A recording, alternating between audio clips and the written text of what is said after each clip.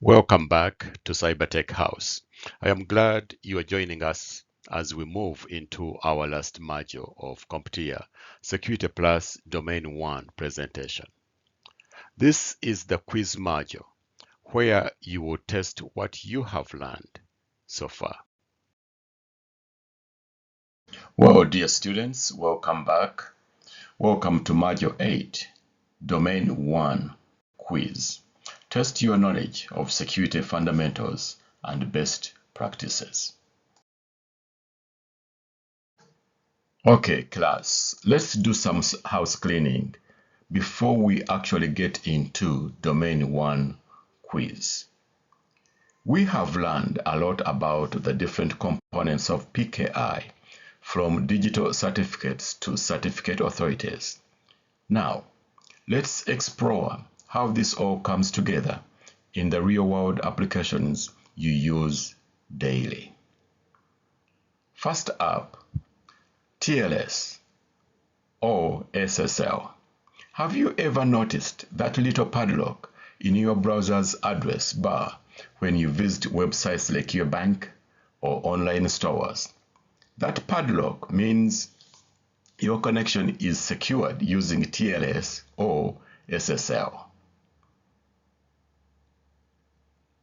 Imagine you are sending a secret message to your friend through a tunnel. No one outside that tunnel can see or hear what you are saying. That is what TLS or SSL does. It creates a secure tunnel between your computer and the website you are visiting, preventing anyone from eavesdropping on your conversation. The basics of TLS and SSL and the handshake. TLS stands for Transport Layer Security, and SSL or Secure Circuits Layer is its older, less secure predecessor. They both work by using digital certificates to establish a secure connection. When you visit a website with HTTPS, your browser and the website perform a secret handshake to agree on how to encrypt the communication. They use the website's digital certificate to exchange a secret key, like they are agreeing on a secret code. Then all the data you send back and forth is encrypted using that key, making it unreadable to anyone trying to snoop. Now let's clarify between TLS and SSL. As mentioned earlier, SSL is a bit outdated and has some security weaknesses. So we only use TLS these days. But you might still hear people say SSL when they mean TLS. It's like calling a modern smartphone a rotary phone. It's technically incorrect, but people still get the idea. The ephemeral keys. Another important thing is that TLS uses ephemeral keys or session keys. These temporary keys are only used for one session and then discarded. It's like changing the lock on the tunnel after each conversation, making it even harder for attackers to break in. Next up, blockchain. This is a revolutionary technology that allows for secure and transparent record keeping. Imagine a digital ledger shared across many computers worldwide. Everyone has a copy of this ledger and no one can tamper with it. That is blockchain. What are the basics of blockchain and its structure? It's like a chain of blocks where each block contains some data and a link to the previous block, secured by a special fingerprint called a hash. Once a block is added to the chain, it can't be changed or deleted, making it super secure and tamper-proof. What are some of the applications of blockchain? The most famous use of blockchain is for cryptocurrencies like Bitcoin, where it tracks all transactions. However, it has many other potential applications, from tracking property ownership to managing medical records. I want you to remember that blockchain is decentralized, meaning there is no single authority controlling it. It's like a community garden where everyone shares responsibility for maintaining it. This makes it transparent and resistant to censorship. Here is a question for you viewers. Why do you think blockchain is so secure and tamper-proof? If you think that it's because it is distributed across many computers, any change to one copy could be immediately detected by the others, you're precisely correct. It's like having a puzzle where all the pieces must fit perfectly. If someone tries to change one piece, it won't fit anymore, and everyone will know about it. To summarize, remember, PKI is a powerful system that enables secure communication and trust in the digital world. By understanding its components and applications like TLS, SSL, and blockchain, we can better navigate the ever-evolving landscape of cybersecurity.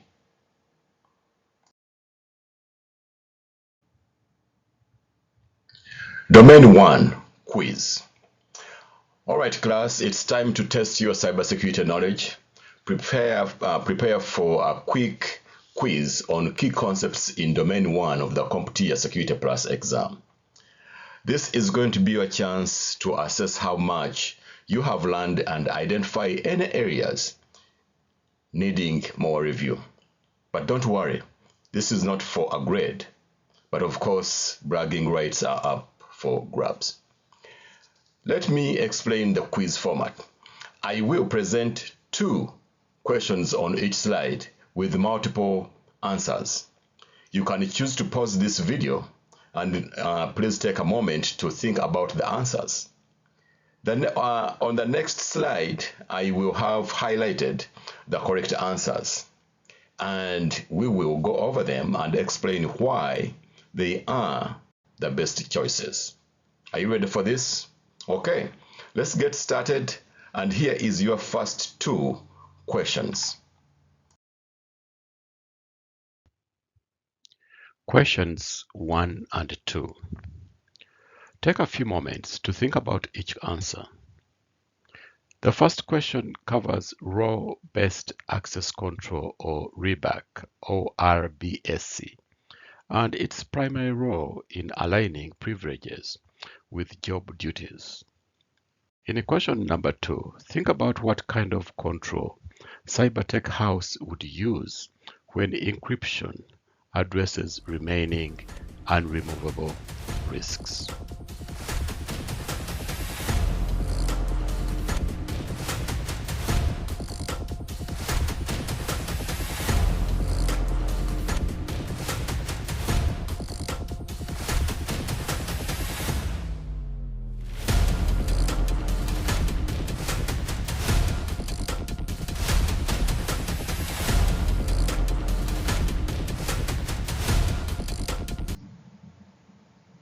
Answers to questions 1 and 2.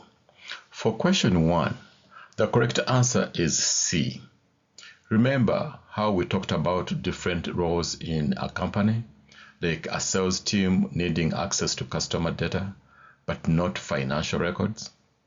RBAC is like assigning different keys to different doors in a building. Each role gets the keys they need to do their job, and no more. This helps ensure that people only have access to the information they need to perform their specific duties. Now, for question 2, the correct answer is D. Think of it like this.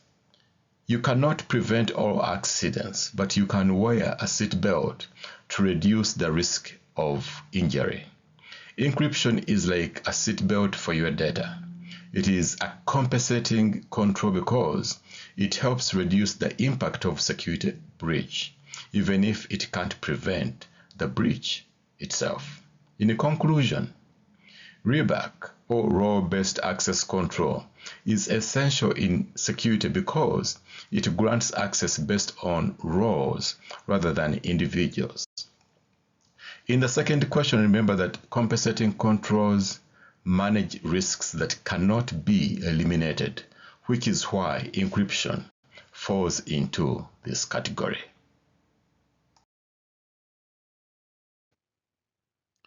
Questions 3 and 4. Take a few moments to think about each answer.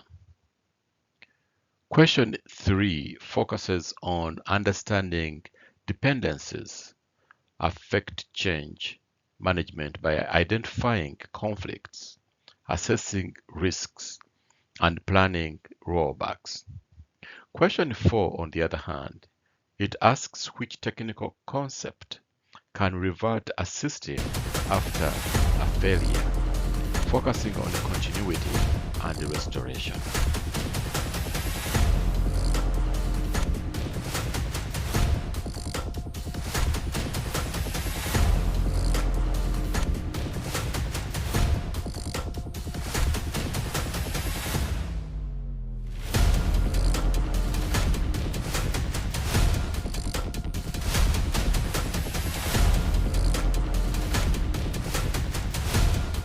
Answers to questions 3 and 4. For question 3, the correct answer is A, B, and D. Imagine you are building a house of cards. Each card depends on the others to stay standing. If you remove one card without knowing the dependencies, the whole structure might collapse. Understanding dependencies in an IT system is similar. It helps you identify potential problems, assesses risks, and plan for rollback if something goes wrong. Now, for question 4, the correct answer is C. A system rollback restores the previous state, an essential measure in case of failures, ensuring continuity.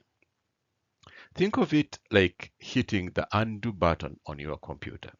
System rollback allows you to revert to a previous state, like a snapshot in time, before the software update caused the failure. This helps restore the system quickly and minimizes downtime. In conclusion, understanding dependencies in change management is crucial for mitigating conflicts, prioritizing risks, and rolling back changes efficiently. For system failures, a rollback enables quick restoration, which is vital in maintaining uptime. Questions 5 and 6. Take a few moments to think about each answer. For question 5, think about a cybersecurity tool that acts as a trap for attackers, gathering information about them without jeopardizing the actual data. Now, for question 6, remember that data privacy rules require a specific policy type that focuses on managing customer information.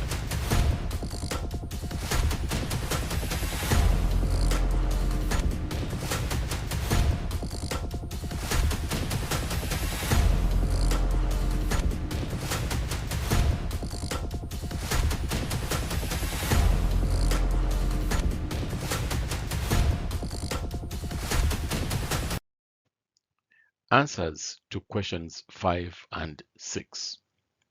For question 5, the correct answer is B.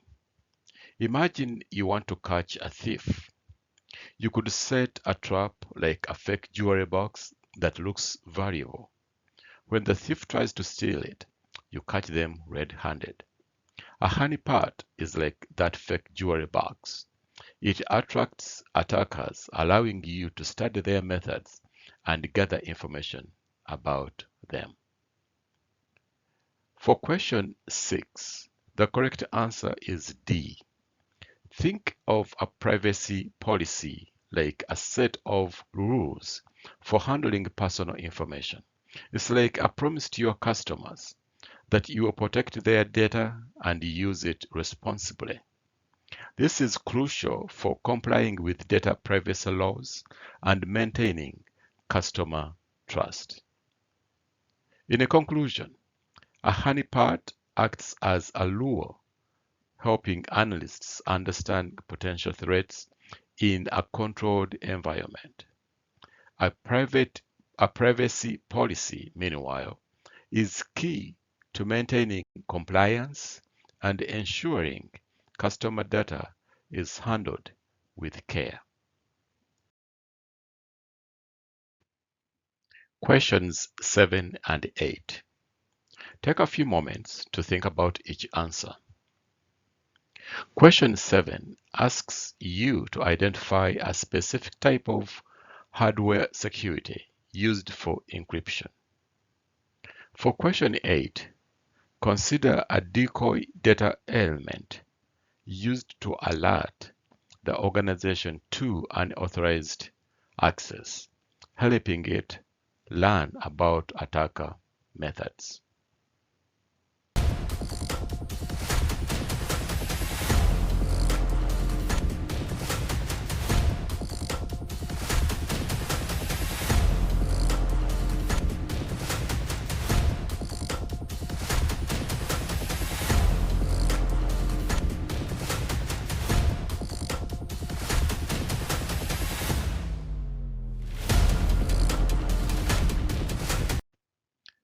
Answers to questions 7 and 8.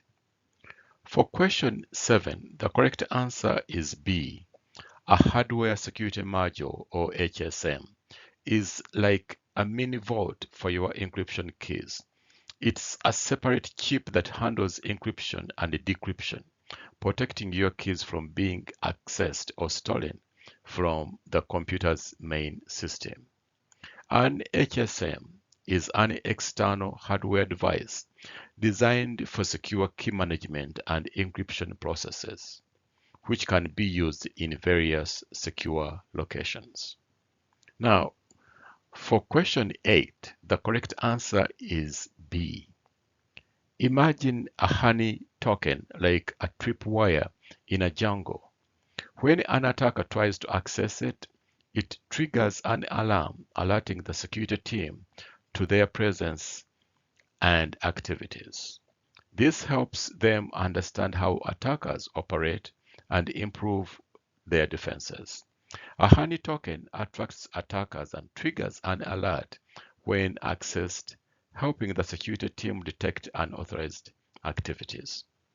In conclusion, an HSM is a dedicated removable encryption device that enhances security. Honey tokens, on the other hand, serves as decoys that notify security teams of possible breaches when accessed. Questions 9 and 10. Take a few moments to think about each answer. For question 9, consider the type of control that includes physical protection methods. In question 10, think about the kind of log that tracks access changes to help monitor permissions.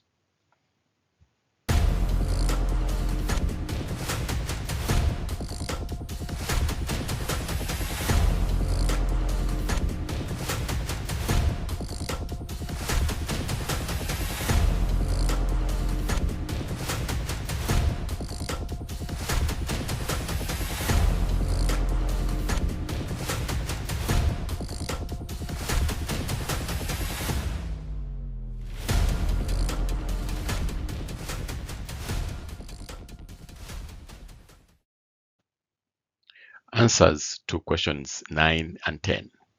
For question 9, the correct answer is C. Physical controls are like the walls, doors, and locks that protect a building. The lockable cabinet is a physical barrier that prevents unauthorized access to the equipment and prevent unauthorized usage, adding a layer of security to the computer room. For question 10, the correct answer is C. An access log is like a record book that keeps track of who accessed what and when. By updating the access log, the system's owner creates a clear record of the changes made to employee permissions, ensuring accountability and transparency. In conclusion, a lockable cabinet is a classic example of a physical control measure, which limits physical access to resources. An access log, on the other hand, documents permission changes, ensuring that access aligns with current job responsibilities. Great job, everyone. I hope you enjoyed this quiz and learned something new along the way. Remember, the CompTIA Security Plus exam covers a wide range of topics, so keep studying and practicing, and you'll be well on your way to success. See you in domain 2, and thank you for watching.